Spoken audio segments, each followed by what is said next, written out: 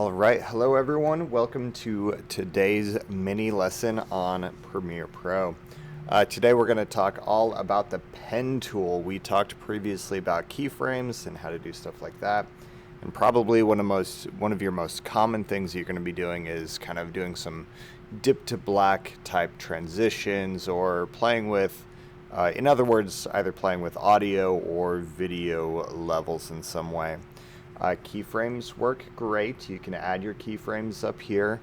There is a faster way to do it though, and that is the pen tool. So let's come right over here to our timeline. You can see that, let me just go ahead and mute that. All right, so try that again. There we go. So you can see that we've got this video clip and everything else. So let's say that I want to do a dip to black and just kind of fade this out. So of course, like I said, I can do that up here. I can come over here to opacity and I can add it, click this stopwatch, add my keyframes and everything else. It's a pain. It takes too long. What I'm going to do instead is I'm going to come right over here, right in this empty spot, right on the actual track itself, video one track. You've got this toggle track off. You can like kind of silence it in a way, if you will, for video. But right here in this empty space, I can just double click and it's going to make it full screen and it's going to reveal this line right here. Of course, you don't have to double click. You can actually just click and drag as well.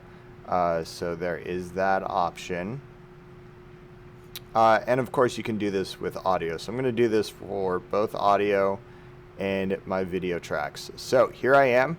I'm going to hit P on the keyboard for pen tool. I'm going to add, you see our keyframe get automatically added there. I'm going to add another keyframe there, and there, and there. I'm going to hit V as in Victor on my keyboard. And when I pull that down, okay, what I'm doing is I'm playing with those levels.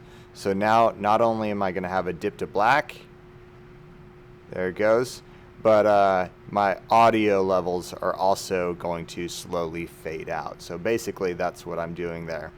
If there's ever a time that you want to move like music, you want to kind of bring the level down of music for some voiceover type stuff, it's super easy to do. You just hit pen tool, add yourself 4 keyframes in whatever fashion you like, and bring it down like that, and then you've got kind of this fade out like so.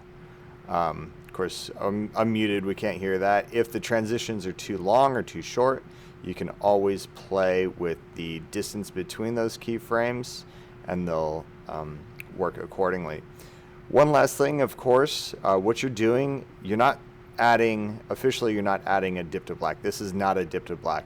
There's just nothing under this, so there's black video underneath. If we were to move this up and move something else, you could see that you're ultimately making kind of a fade. I don't know, did you see that? Let's go back and show you a little bit longer. So let's do this. Let's get that. Okay. Let's add kind of a longer transition. So now ultimately what I'm making is a bit of like a cross dissolve type effect. Okay. Of course, this is a nonsensical video, but you can see the example. Okay, the pen tool is a super useful tool. It's not just about editing, it's about editing fast, okay? So to complete this mini lesson, what I would like to see is a screenshot of some type of transition, just like so. I mean, I guess officially you could do this without using the pen tool. But let's just go ahead and take a screenshot. That is Command-Shift-4.